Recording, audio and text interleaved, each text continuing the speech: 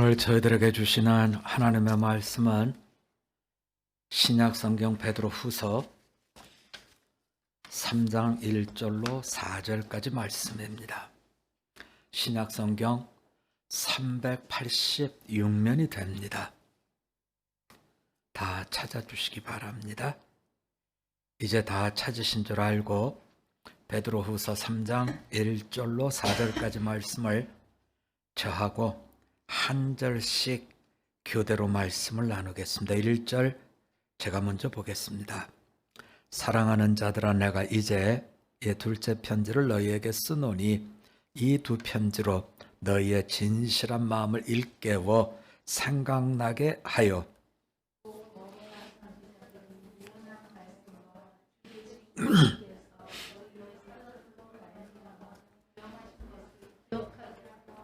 먼저 이것을 알지니 말세에 조롱하는 자들이 와서 자기 정욕을 따라 행하며 조롱하여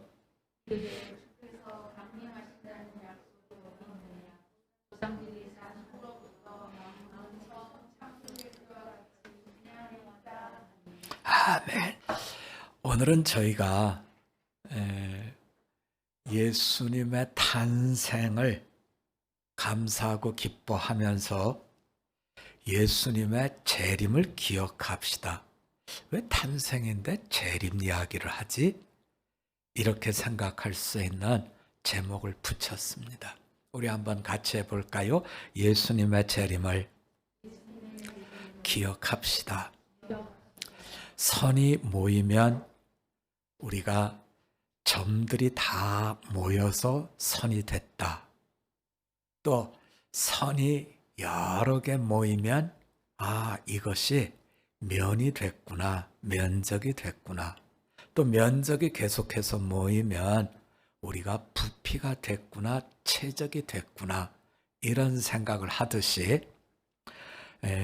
예수님의 탄생은 우리 성경 보면 중간에 있죠. 구약에선 미가서에 나오고 또 이사야서에 나오고 또 예수님의 탄생에 대한 이야기는 신약에서는 복음서에서 주로 다뤄지고 있죠.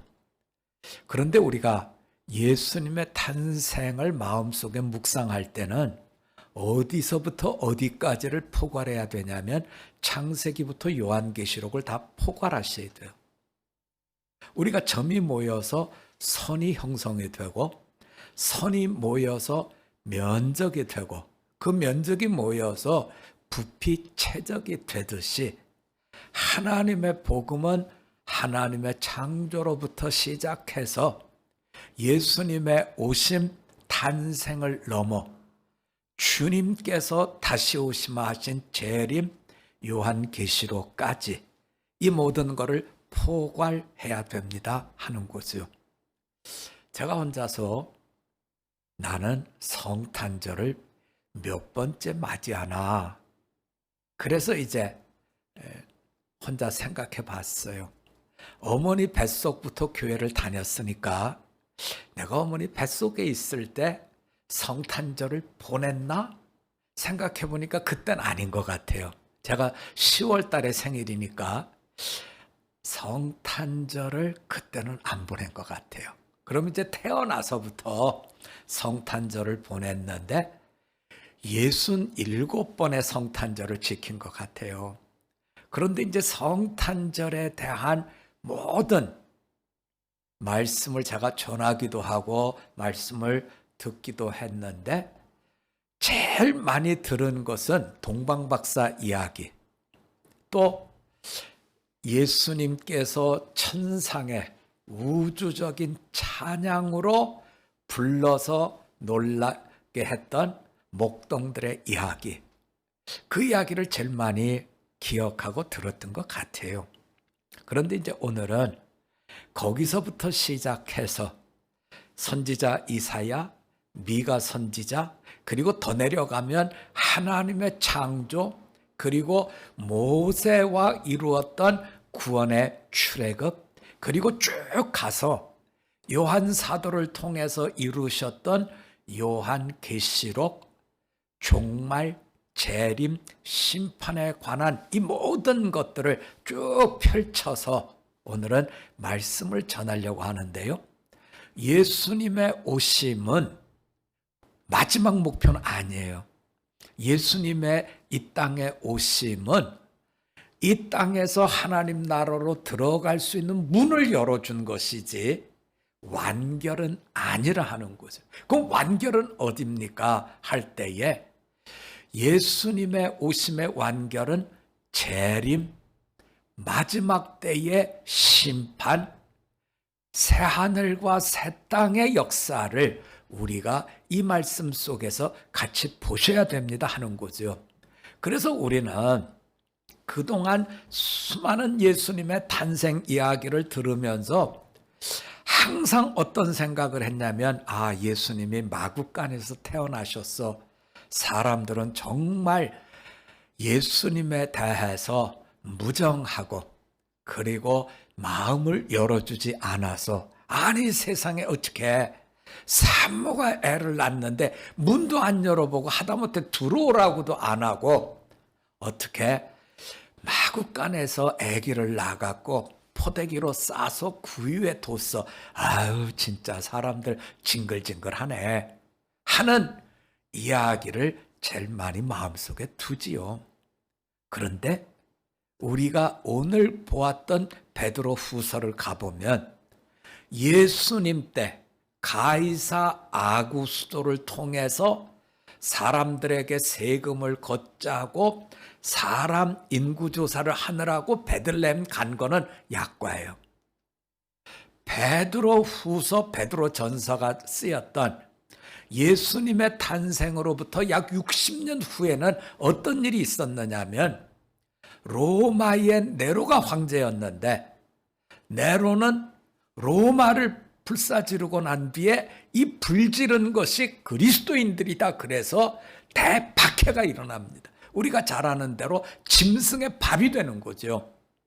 원형극장에 모여서 예수 믿는 사람들을 잡아다가 거기에 사자를 풀어가지고 짐승의 밥을 만드는 걸 보고 즐기고 오락거리로 생각했던 때에 쓰여진 말씀이 바로 베드로 후서입니다. 그러니까 어떻게 본다면 예수님의 탄생도 험한 세상길이었는데 베드로 사도의 말씀이 전해졌던 재림을 기억합시다 하던 때는 훨씬 더 험악했고, 우리가 그 뒤로 역사를 따라 쭉 오면 아우슈비츠에서 유대인들 700만 명이 살해를 당하는 걸 이건 사람이 아니야 하는 고개를 절레절레 흔들 만큼 모든 것들이 어렵고 힘들고 악화되었죠. 자, 이런 속에 주님의 오심을 기뻐하는 이것이 과연 신앙의 길을 가는 우리들에게는 어떻게 받아들여져야 되느냐 하는 거죠. 주님은 우리들에게 항상 주시는 말씀이, 주님의 탄생으로 천국의 문이 열려지는 구원의 역사가 시작됐는데 너희는 주님 다시 오시는 재림 때 심판의 그날을 기억하면서 오늘을 믿음의 사람으로 이겨가라 하는 말씀을 주고 있는 거죠. 그래서 예수님의 탄생은 완결이 아니라 완결은 재림이고 하나의 디딤돌로서 우리가 천국의 삶을 살도록 이끌어 주신, 문을 열어주신 이런 일로 마음속에 두고 그 속에 담겨진 메시지는 재림의 날, 심판의 날이 있음을 기억해 주는 것이 주님의 오심을 감사하는 성도의 성도됨입니다 하는 말씀으로 마음에 담으셨으면 합니다. 자, 우리 한번 같이 해봅시다. 예수님의 재림을 기억합시다. 자, 감사하는 사람들, 주님의 오심을 감사하는 사람들은 주님의 재림을 어떻게 하셔야 된다고요? 기억하셔야 된다고요. 자, 주님의 오심을 기억하는 우리들은 그러면 어떻게 말씀 속에 주님의 음성을 들어야 될까요? 하는 건데요. 자, 베드로후서 1장으로 가봅니다. 12절을 좀 볼까요, 여러분? 베드로후서 1장 12절입니다. 제가 한번 보죠. 그러므로 너희가 이것을 알고 이미 있는 진리에 서 있으나 내가 항상 너희에게 생각나게 하려 하노라. 13절입니다. 뒷부분만 보죠. 너희를 일깨워 생각나게 함이 옳은 줄로 여기노니. 15절로 갑니다. 어느 때나 이런 것을 생각나게 하려 하노라. 계속해서 생각하셔야 됩니다. 생각이 나야 됩니다. 주님의 재림이 있음을 기억해 주셔야 됩니다 하는 말씀을 이렇게 주시고 있는데요. 1장에서만 이런 것이 아니라 3장으로 좀 가볼까요, 여러분? 1절입니다. 사랑하는 자들아, 내가 이제 이 둘째 편지를 너희에게 쓰노니 이 두 편지로 너희의 진실한 마음을 일깨워 생각나게 하여. 2절입니다. 너희의 사도들로 말미암아 명하신 것을 기억하게 하려 하노라. 불과 3장밖에 안 되는 말씀 속에 생각나게 하려고 한다, 기억해야 된다 하는 말씀 이렇게 많이 기록하고 있는 겁니다. 자, 그렇다면 왜 사도 베드로는 이렇게 기억해야 된다, 생각나게 해야 이 말씀을 왜 하느냐 하는 거죠. 우리가 세상을 살면서 싸워야 될 영적 싸움은 형편과 나를 괴롭게 하는 사람들과 씨름이 아니에요. 우리가 감당해야 될 영적 싸움은 악한 영들과 싸워야 되는, 성령의 사람으로서 악한 영들과 싸워야 되는 싸움인데, 악한 영들은 그러면 우리를 어떻게 공격하느냐 하는 거죠. 악한 영들은 오늘 주신 말씀 속으로 가보면, 자, 이제 그 부분을 좀 볼까요, 여러분? 저하고 어디를 좀 가보시냐면 1장 4절로 가봅니다.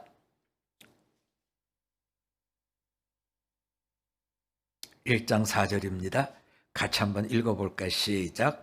이로써 그 보배롭고 지극히 큰 약속을 우리에게 주사 이 약속으로 말미암아 너희 종욕 때문에 세상에서 썩어질 것을 피하여 신성한 성품에 참여하는 자가 되게 하려 하셨느니라. 아멘. 3가지 단어가 잡히죠. 큰 약속, 뒤에는 또 약속, 정욕, 신성한 성품, 이 3가지 단어가 아마 눈에 들어올 텐데요. 약속은 재림입니다. 그리고 여기에서 공격하는 것은 정욕으로 우리를 악한 영들이 공격하는 겁니다. 그리고 우리는 그런 속에서 신성한 성품, 다르게 표현하면 예수님을 닮아가는 성령의 열매를 맺어가는 사람들입니다. 이 3가지죠. 그러면 왜 그렇게 기억해야 되고 생각나야 되고 하는 이 말씀을 하셨을까 하는 건데요. 자, 악한 영들이 우리를 공격할 때 너희는 예수님의 성품에 참여하는 자, 예수님을 닮는 자가 되지 말아라. 이렇게 공격 안 해요, 여러분. 악한 영들은 항상 우리를 공격할 때 어떻게 찾아오냐면 광명한 천사로 찾아옵니다. 우리가 이제 교회 안에서 보면 아우 저 사람은 진짜 신앙생활 잘해. 아우 저분은 정말 예수님처럼 사시는 분이야 하는 이런 모습으로 우리를 공격한다는 거예요. 그러면 그분들이 악한 영들이 우리를 공격할 때 어떻게 공격하냐면 예수님을 닮지 말아라. 너희는 신의 성품에 참여하지 말아라. 이런 것이 아니라 신의 성품에 참여해라. 너희는 예수님을 닮아가라. 그런데 거기 정욕이 나오잖아요. 정욕은 어떤 뜻이냐면 좀 쉬었다가 마귀는 항상 우리를 공격할 때 하지 말아라가 아니라 어떻게 공격하냐면 차차 나중에 해. 그래서 우리가 늘 기억하셔야 돼. 우리 한번 같이 해볼까요? 마귀는 차차 마귀입니다. 자, 마귀는 뭐라고요? 차차 마귀예요. 차차. 지금 하지 말라는 게 아니에요. 네. 이거 해. 너 예수님 닮어. 그게 맞는 거야. 광명한 천사처럼 나하고 똑같은 생각을 가지고 있는 것처럼 이렇게 얘기를 하는데 지금은 하지 마.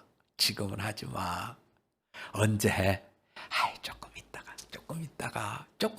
있다가. 네. 그래서 우리가 이제 나중에 천국과 지옥을 볼 날이 있어서 하나님 앞에 서서 천국문을 바라보면 거기에 그렇게 썼다는 거죠. 차차 미루다 오신 분들. 지옥은 어떤 분들이 오신다고요? 차차 미루다 오신 분들. 내가 신앙의 길을 잘 걸어야 되겠다 결심 안 한 게 아니에요. 내가 하나님의 말씀을 묵상하고 말씀대로 살아야 되겠다 이렇게 생각 안 하는 분들이 아니에요. 다 그렇게 생각해요. 그런데 주님께서 열어놓으신 구원의 문을 열고 천국에 들어가려고 하는데 악한 영들이 광명한 천사처럼 우리를 찾아와서 어떻게 하냐면 아유, 다 맞아. 네가 생각하는 거 다 옳아. 그런데 지금은 아니야. 나중에 차차 해. 아이, 시간 많고 기회 많은데 지금 아니야. 나중에 해. 나중에. 여러분, 우리가 이 싸움에서 이겨야 된다는 거죠. 한 번 밀리면 두 번 밀리고 두 번 밀리면 우리도 모르는 사이에 하얗게 잊어버린다는 거예요. 그래서 지금 베드로 후서는 네로 시대의 핍박 속에 사람들은 기도를 열심히 했어요. 왜냐하면 밖에서 오는 공격 때문에 죽을 것 같으니까 기도를 열심히 했죠. 새벽기도 열심히 나오는 분들이요, 나올 수밖에 없는 어떤 사정들이 다 있어요. 네. 어떤 경우는요, 아유, 권사님, 코로나가 너무 심해서 저희 모여서 새벽 기도를 못할 것 같아요. 그러면 저한테 뭐라 그러냐면 이렇게만, 아유, 목사님 안 나오셔도 돼요. 저 혼자 와서 기도할게요. 권사님이 나오신다 그러는데 목사가 어떻게 안 나와요? 네. 그러면 저 혼자 다짐을 하지요. 코로나에 걸려서 새벽 기도하다 죽으면 뭐다? 아유, 박 목사 기특해. 순교야, 순교. 그래서 나오는 거예요, 여러분. 그런데 우리가 아셔야 돼요. 밖에서 막 어려움이 공격 올 때는 우리가 무너지지 않아요. 더 엎드리고 더 기도를 해요. 하지만 문제가 지나간 것 같이 정욕을 와서 부추기고 우리를 재밌게 살자고 이야기를 하면 정욕, 재미있는 거, 신나는 거 먼저 하다 보면 예수님 앞에 나가서 신앙의 걸음걸음을 걷는 게 뒤로. 그래서 마귀의 계략은 하지 말라가 아니에요. 나중에 차차 그렇게 해 하는 것으로 우리를 이끌고 간다는 거죠. 그래서 오늘 베드로 후서는 거짓 선생들이 와서 정욕의 씨를 계속 뿌리는 거예요. 그러니까 그 속에서 뒤로 밀리지 않게, 나중에 이거 하지 않게 또 생각나고 생각나도록 우리가 말씀 보니까 계속 생각나게 기억하게 그 얘기가 계속 나오잖아요. 이렇게 기억을 강조한다는 이야기는 이분들이 어려움을 다 이기고 넘어왔지만 거짓 선생님들이 내 혀처럼 내 입에 좋은 소리를 자꾸 하니까 사람들이 뼈 없는 연체동물처럼 흐물흐물 이렇게 돼버렸다는 거예요. 여러분, 그러면 오늘 우리들의 신앙 세계는 어딜까요? 어떤 분들에게는 핍박을 받는 네로 시대와 같은 마음을 겪는 분도 있겠지만, 또 어떤 분들은 나를 재밌게 해주는 거, 나를 지켜야 되는 거, 이러다 보니까 흐물흐물 나중에 차차차차차 이렇게 세월을 보내는 분들이 있다 하는 점을 우리가 기억하셔야 됩니다 하는 거죠. 그래서 우리가 예수님의 초림은 항상 어디와 연결해서 생각해야 되냐면 다시 오시마 하신 재림을 기억해야 되고, 재림을 기억한다고 하면 심판을 떠올려야 되고, 심판을 떠올린다는 이 말씀은 우리의 영적 실력에 대한 깨우침으로 가야 됩니다. 저와 여러분은 알아서 하나님의 말씀을 잘 이루는 이런 실력을 가진 분들이 아니에요, 여러분. 저와 여러분은 원래 출생이 뭐라고요? 우리 한번 같이 해봅시다. 우리의 출생은 죄인입니다. 우리가 그래서 죄에 익숙해요. 그 점을 마음속에 두시고 어떻게 익숙한 거를 버려야 되느냐 할 때에 심판을 생각하고 재림을 생각하면서 마저 그리로 가면 심판받아, 마저 그렇게 하면 주님 다시 오시는 날 우리는 징계를 받을 수밖에 없어. 가지 말자, 하지 말자 기억하도록 이렇게 말씀을 주고 계시는 거죠. 그래서 오늘 우리가 성탄절을 마음에 두시면서 항상 주님께서 오시마 하신 재림을 기억하면서 초림과 재림 그 사이에서 심판의 날을 바라보면서 미루지 않고 이겨나가는 사람이 돼야 됩니다 하는 거죠. 그러면 이제 말씀을 맺으면서 구체적으로 어떻게 해야 됩니까 하는 말씀을 좀 보셔야 되는데요. 3장 12절로 가봅니다.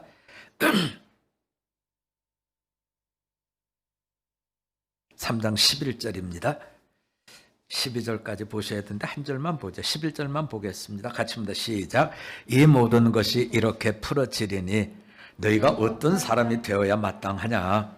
거룩한 행실과 경건함으로. 어떤 사람이 되어야 마땅하냐. 우리가 차차 마귀의 공격 속에 어떠한 삶을 살아야 되느냐, 해야 될 게 뭐냐는데요. 거룩한 행실과 경건함으로. 두 가지예요. 자, 우리 한번 같이 해봅시다. 사랑을 실천합시다. 사랑을 실천합시다. 예배를 사모합시다. 이 두 가지예요, 여러분. 사랑을 실천하는 거예요. 사랑은 생각하는 게 아니에요. 아, 나 사랑해야 돼. 저번 주 어렵다는데 도와줘. 이거는 사랑이 아니에요. 사랑은 손을 펴서 어떻게 하는 거라고요? 실천하는 거라고. 내가 줘야 되겠다고 마음이 들었으면 줘야 되는 거예요. 내가 주지 못하면 안 한 겁니다. 그래서 사랑은 항상 실천이 따라와야 돼. 또 한 가지, 예배는 사모함으로 주님께 드려야 돼. 사모함이 없으면 여러분 예배를 드리면서 유체 이탈이 돼요. 네. 쭉 딴 데 갔다 돌아옵니다. 네. 아, 예배 끝난 다음에 오늘 슈퍼 가서 뭐 사지? 네, 뭐 이렇게 막 돌아다니다 오는 거죠. 여러분, 나의 간절함을 가지고 사모함 속에 예배를 드리시고요. 또 우리는 사랑에 대해서 실천하는 자로 오늘을 살아가야 됨을 이렇게 듣게 해주고 있습니다. 이제 말씀을 맺으면서 이 말씀을 마음에 두시면 좋을 것 같아요. 우리 한번 같이 해봅시다. 예수님의 재림을 기억합시다. 사랑을 실천합시다. 사모함으로 예배를 드립시다. 자, 기억하는 것, 주님의 오심을 기억하는 재림, 심판이 있다는 걸 마음속에 두시고 어떻게 내가 살아야 됩니까? 사랑을 실천하고 그리고 사모함으로 예배를 드리셔야 됩니다 하는 말씀이 오늘 우리에게 주시는 말씀입니다. 참으로 주님 오시는 날까지 믿음의 선한 싸움 잘 이루는 우리 모두가 되시기를 주님의 이름으로 부탁드립니다. 우리 한번 같이 기도드리겠습니다. 주님께서 오신 성탄절 감사함으로 저희가 지킵니다. 이런 우리에게 주님은 우리를 쭉 이끌고 가서 요한계시록 주님의 재림, 새하늘과 새 땅을 보게 하십니다. 어떻게 살아야 됩니까? 우리가 물을 때에 사랑을 실천하고 예배를 사모하며 차차마귀에 지지 않는 깨어있는 성도가 되라 하셨습니다. 잘 감당하여 재림 때에 주님의 기쁨, 주님의 자랑으로 서는 우리로 허락해 주시옵소서. 예수님의 이름으로 기도드립니다. 아멘.